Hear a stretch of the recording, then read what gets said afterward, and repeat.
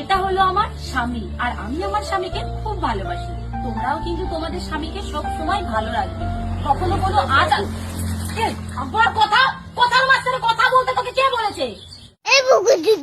আমি ভিডিও বানাচ্ছি তো। দাঁড়া চুপ করে, হাতটাকে দেবে চুপ করে সোজা হয়ে দাঁড়া। ডাক্তারের ওদিকে তাকাও, ডাক্তার বার করবে কি? হাসো, কথার মাঝখানে কথা।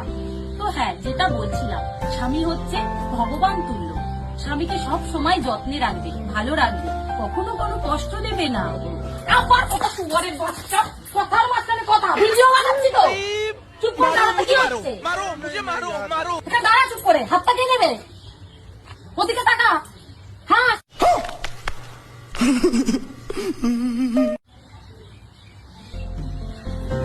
তো হ্যাঁ, যেটা বলছিলাম, স্বামী হচ্ছে মা বাবার পরের স্থান।